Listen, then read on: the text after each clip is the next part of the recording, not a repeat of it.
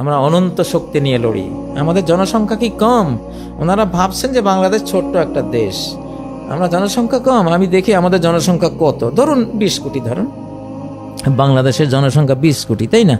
না, আল্লাহ তাআলা কি বলছেন সূরা আনফালের মধ্যে, ইয়াকুম মিনকুম 20 সাবিরুনা ইয়াগলিবু মিআতাইন, তোমাদের মধ্যে যদি শুধু 20 জন অটল অবিচল নির্ভীক সৈন্য থাকে, ইয়াগলিবু মিআতাইন, 200 বেঈমান সৈন্যকে পরাস্ত করতে পারবে। 20 জন 200 জনকে, তার মানে কি 20 জন 200 মানে কি একজন 10 জনকে হারাতে পারবে। একজন সমান 10 জন। আমরা বাংলাদেশ আক্রান্ত হলে আমরা একজন 10 জনে হব।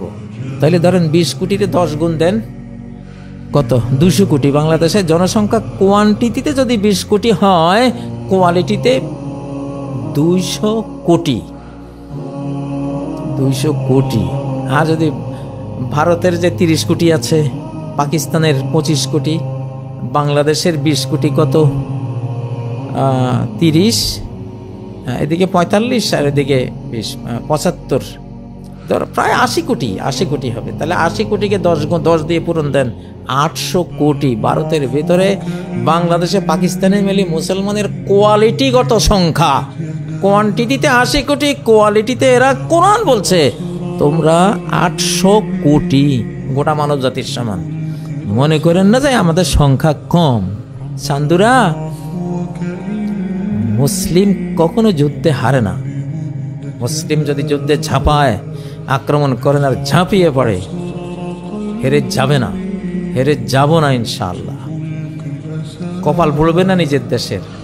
আমরাই ভারত স্বাধীন করে দিয়েছিলাম মুসলিমদের 200 বছরের যুদ্ধে। আমাদের হিন্দু বন্ধুরা যখন কিনা ইংরেজদের তোয়াজ করত, রবি ঠাকুর যখন ইংরেজদের কি জগৎ ভারত বিধাতা না জানি কি বলে ইংরেজদের তোয়াজ করতো, তখন আমাদের তিতুমির বাঁশের কিল্লা দিয়ে যুদ্ধের ডিক্লার দিয়েছে। আমরা যুদ্ধ করেছি, আমরা শিখিয়েছি। 750 বছর আমরা ভারত শাসন করে ইংরেজদের হাতে যখন দেশ চলে গেছে, ভারত চলে গেছে, আমরা 200 বছর লড়াই করে স্বাধীন করে আমরা পাকিস্তান নামে আলগা হয়েছি, বাকিটা হিন্দুদেরকে দিয়েছি। আমাদের শৌর্যবীর্যের কারণে তারাও সাহসী হয়ে অংশ নিয়েছিল। ভারত স্বাধীনতার পেছনে মুসলিমদের অবদানই সবচেয়ে বেশি। আজকে মুসলিমদেরকে ভুলে যাচ্ছেন, মুসলিমদেরকে মারতে আসতেছেন, মুসলিমদের উপরে এইভাবে অত্যাচার, এইভাবে মিথ্যাচার করছেন।